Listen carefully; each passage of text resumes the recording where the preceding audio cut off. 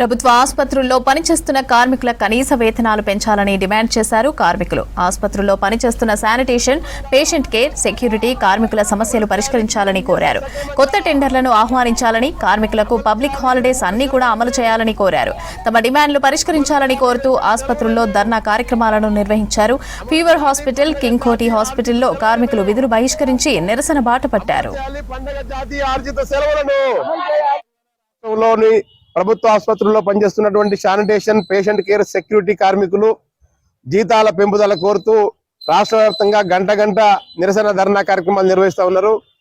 ఈ గంట నిరసన ధర్నా కార్యక్రమాలు ఈ 4వ తారీఖు వరకు కొనసాగించి అప్పటికీ సమస్య పరిష్కారం కాకపోతే తప్పనిసరి పరిస్థితుల్లో 5వ తారీఖు నాడు కోటిలో పెద్ద ఎత్తున ధర్నా కార్యక్రమం నిర్వహించాలి, మొత్తం పనులు బంద్ చేసి అని చెప్పి ఏఐటీసీ ఇచ్చిన పిలుపులో భాగంగా ధర్నా కార్యక్రమాలు జరుగుతూ ఉన్నాయి.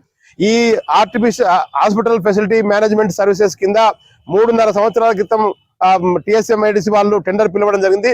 ఆ టెండర్ పిలిచినటువంటి సందర్భంలో కార్మికులకు కనీస వేతనం జీవో నెంబర్ 60 ప్రకారం 15,600 అని చెప్పి టెండర్ లో పొందుపరచడం జరిగింది.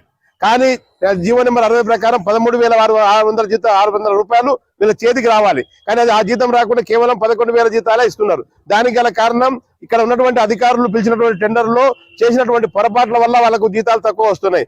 అదే సక్రమంగా టెండర్ లో పొందుపరిస్తే ఈ జీతాలు తక్కువ వచ్చేటువంటి అవకాశం లేకుండా 13,600 జీతం చేతికి వచ్చేది. కానీ ఇప్పుడు మారిన పరిస్థితులకు అనుగుణంగా కనీస వేతనం 26,000 కావాలని చెప్పి మేము డిమాండ్ చేస్తా ఉన్నాం. ఎందుకంటే హైదరాబాద్ లాంటి మహాపట్టణంలో కనీస వేతనం 26,000 లేకుండా కార్మికులు జీవించడానికి ఆస్కారం లేదు. అదేవిధంగా కనీస వేతనాల బోర్డు కూడా ఆ ప్రాతిపాదికను రాష్ట్ర ప్రభుత్వానికి పంపడం జరిగింది. కాబట్టి జీతాలు పెంచాలి. అదేవిధంగా నగరం నడిబొడ్డులో ఉన్నటువంటి హాస్పిటల్లో కూడా పండగ, జాతీయ ఆర్జిత సెలవులు లాంటి